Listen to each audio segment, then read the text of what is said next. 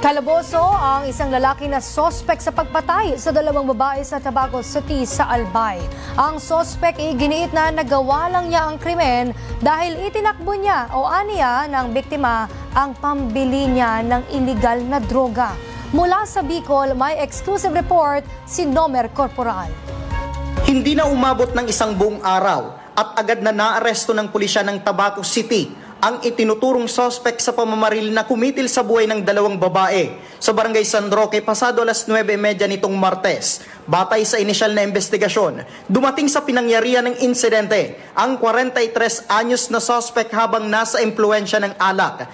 Bibili umano ng iligal na droga ang suspect sa isang biktima na nooy tumanggi. Dahilan para magalit ang suspect. Dito na bumunot ng baril ang suspect at pinaputukan sa muka ang biktima kung saan hindi rin pinalagpas maging ang kaibigan nitong babae. Parehong patay ang dalawang biktima na pawang mga residente ng naturang barangay. Matapos ang krimen, mabilis na tumakas ang suspect sa hindi pa malamang direksyon. Kaugnay nito, agad na nagkasa ng hot pursuit operation ang pulisya at dakong alas 6:45 kagabi, October 29, tuluyan ang napasa kamay ng otoridad ang suspect na nooy nagtatago lang din sa isang bahay sa Barangay San Roque. And yun na po, kagabi, meron tayong nasunta na isang tao at yun na, napinpoint na natin yung location kung saan siya nagtago. Aminado ang suspect sa nagawang krimen. Depensa niya, itinakbo kasi ng biktima ang pambili niya ng illegal na droga na sana'y pa-birthday niya sa kanyang sarili. Ay may binigay po akong pera. Birthday ko po nung araw na yun. Hindi ka binigyan? Hindi po. Yung dalawang babae, hindi ko sila kilala. Uli na nung nakilala ko, asawa pala siya ng mga pinsan ko. Kaugnay nito, pinuri naman ni Tabaco City Mayor Ray Bragais ang agarang pagkakahuli ng suspect. Ang ganda nga eh.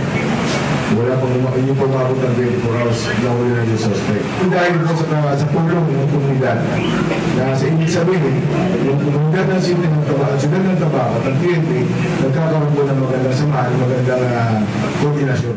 At asahan na rin po na i-maintain po namin yung ganitong mga aksyon namin para lalo natin na mapagtibay ang servisyo ng ating kapulisan dito sa atin.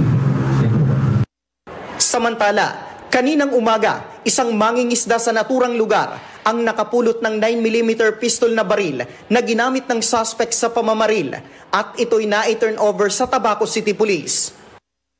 Nakapiit na sa Tabaco City Police ang suspect at sasampa ng kasong 2 counts of murder habang nagpaalala naman ang PNP sa mga taong gumagamit at nagbebenta na walang maidudulot na maganda ang illegal na droga.